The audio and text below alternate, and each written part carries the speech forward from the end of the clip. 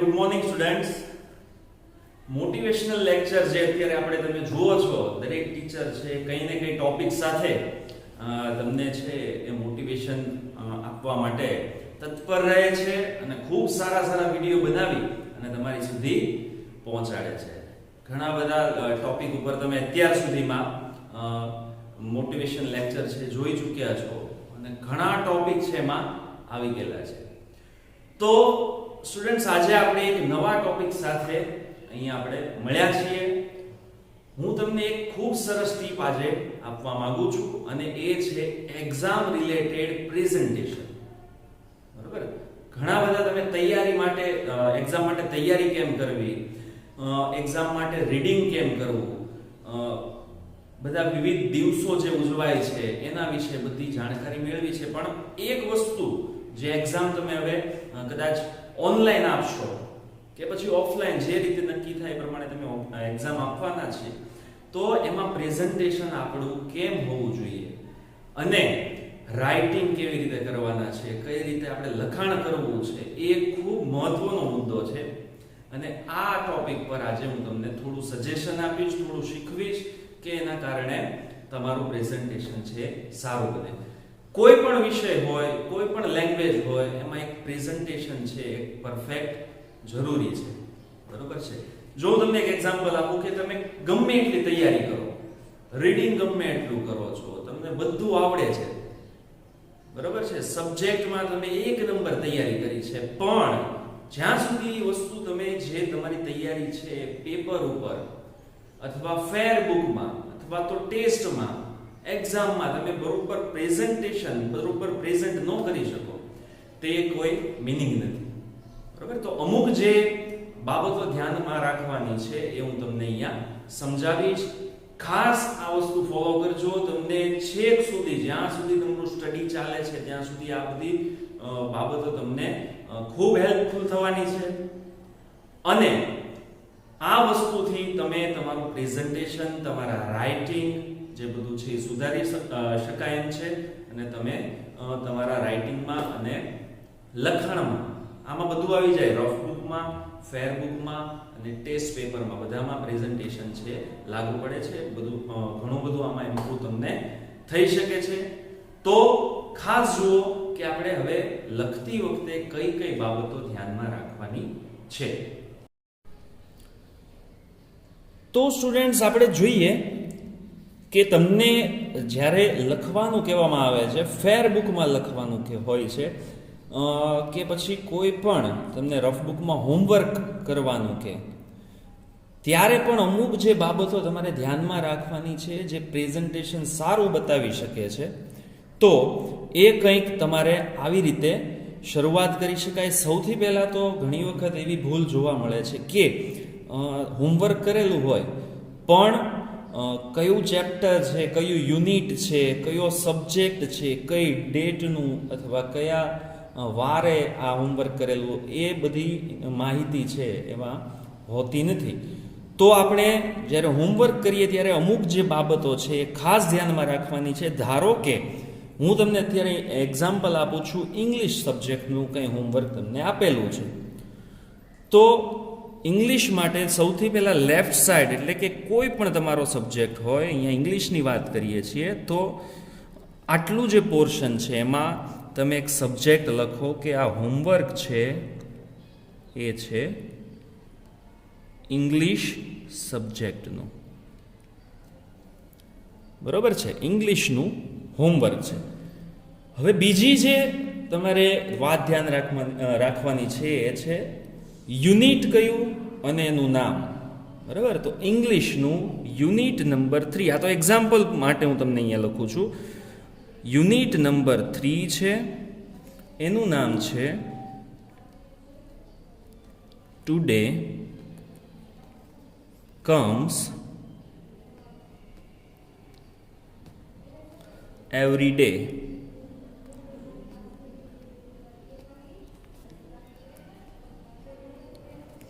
આ એનું નામ છે. તો આ રીતે આપણે યુનિટનું અથવા ચેપ્ટરનું જે કંઈ નામ હોય, જેનું હોમવર્ક હોય, જેના વિશે લખાણ કરવાનું હોય, એ આપણે સારા રાઇટિંગ સાથે અહીંયા લખીએ. હવે ડેટ અને ડે માટે આમ તો અહીંયા જગ્યા હોય છે, પણ કદાચ તમને આ જગ્યા છે એ થોડી નાની પડતી હોય તો તમે અહીંયા પણ ડેટ અહીંયા પણ લખી શકાય અથવા તો અહીંયા પણ લખી શકાય છે. ધારો કે આપણે એક્ઝામ્પલ તરીકે આજની તારીખ લઈએ, ડેટ 1 એપ્રિલ 2021, બરોબર છે, થર્સડે.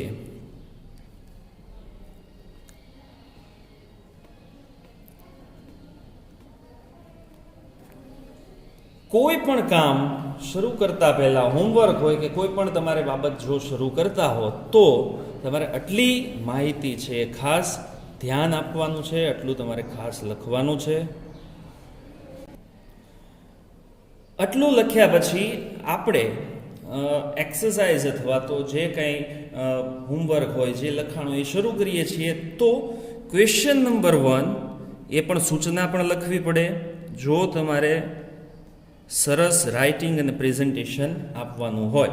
તો ક્વેશ્ચન 1 હું એક્ઝામ્પલમાં એક સૂચના લઉં છું. રીડ ધ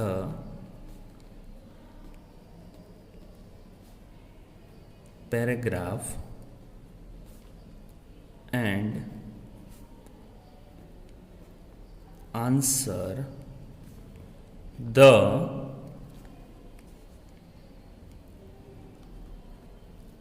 following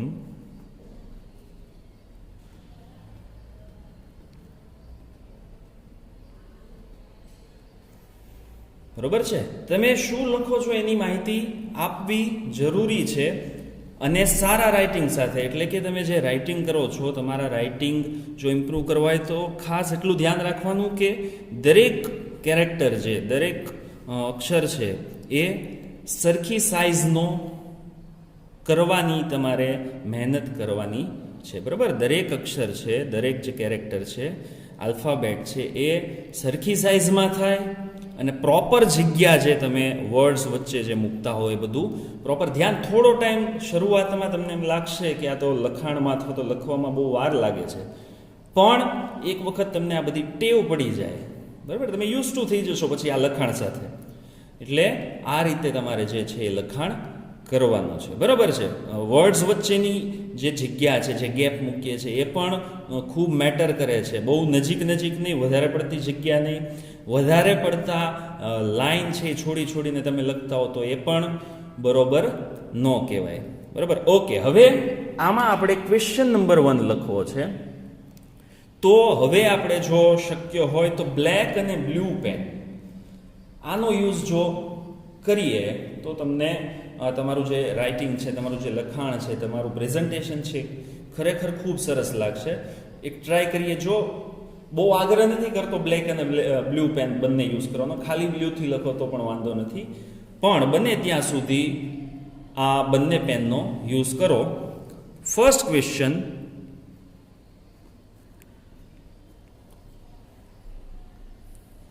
એક્ઝામ્પલ તરીકે હું લઉં કે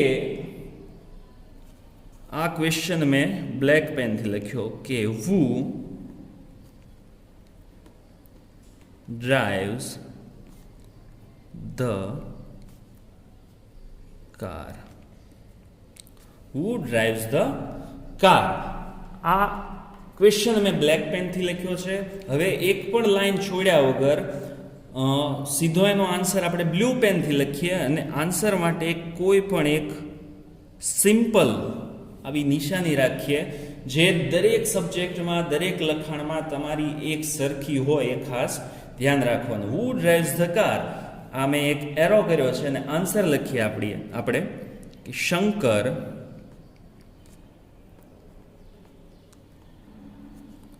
drives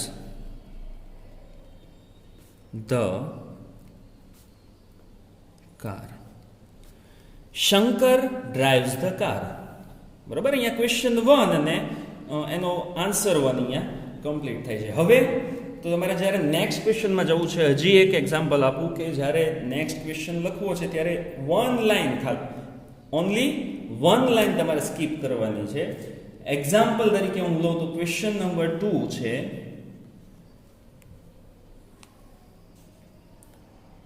where do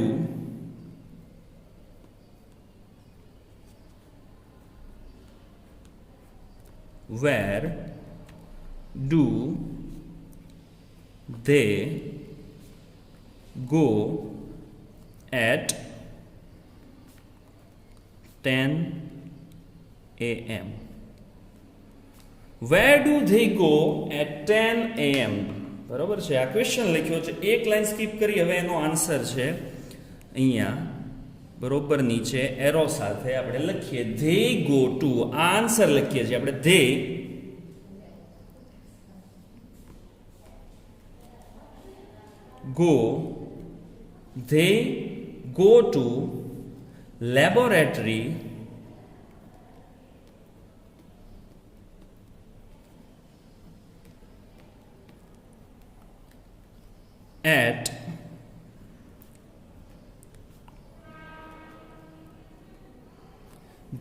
go to laboratory at 10 a.m. બરોબર છે.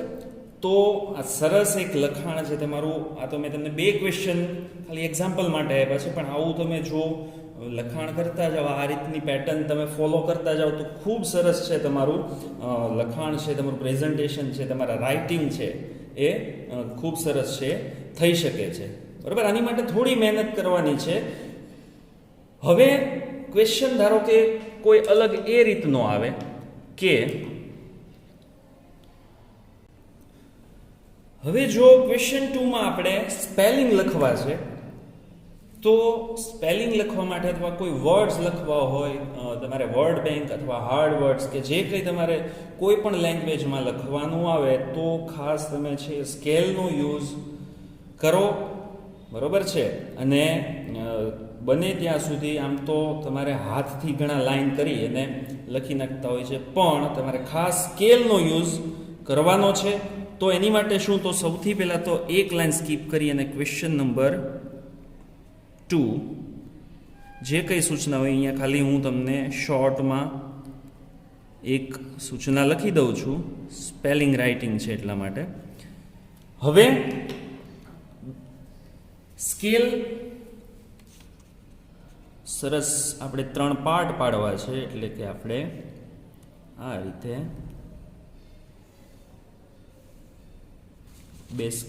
બે લાઈન કરીએ. બરોબર છે. ઓકે. તો હવે સ્પેલિંગ છે હું અહીંયા લખતી વખતે બ્લેક પેનથી લખું છું, ઉચ્ચાર અને અર્થ છે એ આપણે બ્લુ પેનનો યુઝ કરીએ એમાં. તો ધારો કે ફર્સ્ટ એક હું સ્પેલિંગ લખું છું ઇન્ફોર્મેશન. બરોબર છે.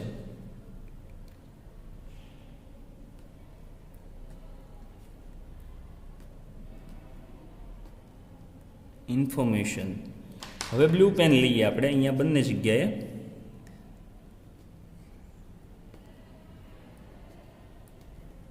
એટલે થશે માહિતી. નેક્સ્ટ સ્પેલિંગ આપણે આમાં બને ત્યાં સુધી લાઈન સ્કીપ નથી કરવાની. બરોબર છે. ઓલવેઝ નેક્સ્ટ આપણે એક સ્પેલિંગ લઈએ છીએ, ઓલવેઝ. ઓલવેઝ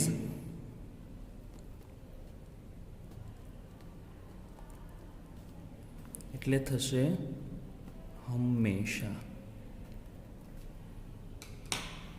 બરોબર છે. ઓકે. નેક્સ્ટ છે two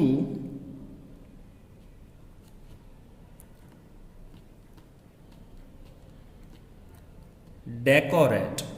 two decorate. sorry, to decorate એટલે થશે શણગારવું. બરોબર છે. જ્યારે આવી કઈ ભૂલ થાય ત્યારે બને ત્યાં સુધી આ મોટા તમે આ રીતે જે પેનથી છે ઘૂંટી નાખો છો, અથવા તો મોટી લાઈનથી આવી રીતે ભૂસવા માટે ટ્રાય કરો છો. એવું ન કરવું, ખાલી 2 લાઈન આ રીતે ઇરેઝ કરી નાખવી. બરોબર છે. તો આ બધું નાની બાબતો ઘણી બધી છે રાઇટિંગમાં ધ્યાન રાખવાની હોય છે. બરોબર, ત્યારે ઇફેક્ટિવ રાઇટિંગ છે આપણે કરી શકીએ. ઓકે, હવે અત્યારે મેં 3 એક્ઝામ્પલ લીધા છે ખાલી. આવા તો તમને જેટલા લખવાના આપેલા હોય તમે લખો. પછી શું થાય છે કે લાઈન એટલી જ કરવાની, ખાસ એ ધ્યાન રાખવાનું કે જ્યાં સુધી સ્પેલિંગ હોય ને પછીની એકાદ લાઈન સુધી આ લાઈન છે તમારે દોરવાની હોય છે. એટલે બને ત્યાં સુધી વર્ડ્સ ગણી અને પછી તમારે આ લાઈન કરી રાખવી, કારણ કે અહીંયા પૂરું થઈ ગયું છે. વધારાની લાઈન છે એ પણ બુકમાં પ્રેઝન્ટેશનમાં સારી લાગતી નથી. તો બને ત્યાં સુધી પહેલાં પેન્સિલથી કરો ને પછી ફેરમાં તમે પેનથી કરી નાખો. એવી રીતે કંઈક તમારી રીતે આયોજન કરવાનું છે. તો આ રીતે તમારું જે કાંઈ લખાણ છે, રાઇટિંગ છે, પ્રેઝન્ટેશન છે, ફેર બુક, રફ બુક કે કોઈ પણ તમારી એક્ઝામ છે, ટેસ્ટ છે, એમાં તમારે આ રીતનું લખવાનું અને પ્રેઝન્ટ કરવાનું છે. ધીમે ધીમે તમે આ રીતે ટ્રાય કરજો, કારણ કે મેં શરૂઆતમાં કીધું એમ તમારી તૈયારી ખૂબ સારી હોય છે, તમારું રીડિંગ ખૂબ સારું હોય, તમને બધું આવડતું હોય, પણ ક્યારેક એમાંય માર્ક કપાઈ શકે. શેના લીધે? તો તમારા પ્રેઝન્ટેશન, તમારા રાઇટિંગ, તમારી બધી નાની નાની જે કંઈ ભૂલ થતી હોય એ બધી ભૂલોને કારણે તમારા માર્ક્સ છે કદાચ કટ થઈ શકે. તો બને ત્યાં સુધી તમારી બુક છે, તમારો પેપર છે એ બીજાને જોવો ગમે. બરોબર છે, તમારા પેપર અને ફેર બુક છે એ ખૂબ સારા લાગે એ બને ત્યાં સુધી તમારે પ્રયાસ કરવાનો છે. આમાં શરૂઆતમાં કદાચ ધીમું ધીમું તમે લખો, તમારે વાર લાગે, પણ બને ત્યાં સુધી આ પ્રેક્ટિસ તમે આજથી જ ચાલુ કરો. સારું લખવાનું, સારા અક્ષરે લખવાનું અને આ રીતે બધું પ્રેઝન્ટેશન સ્કેલનો બધાનો વ્યવસ્થિત ઉપયોગ કરવાનો છે. બ્લેક બ્લુ પેન બને ત્યાં સુધી વાપરવાની છે. તો આ પ્રકારનું લખાણ છે છેક સુધી તમે કર્યું હોય તો તમારું રાઇટિંગ છે ખૂબ સરસ લાગે અને તમારી બુક છે અથવા તમારા આન્સર શીટ છે એ બધી જોવી ગમે એવી થઈ શકે. બરાબર છે. તો આશા રાખું છું કે થોડું તમને આમાંથી તમને ટીપ મળી હશે, થોડું સમજાણું હશે. ઘણાને ઇમ્પ્રૂવ કરવા માટે થોડી માહિતી મેં આમાં આપવા પ્રયાસ કર્યો છે. તો તમે બને ત્યાં સુધી આ વસ્તુ ફોલો કરજો અને તમારું રાઇટિંગ છે સુધારજો. ઓકે, ધન્યવાદ. Thank you very much.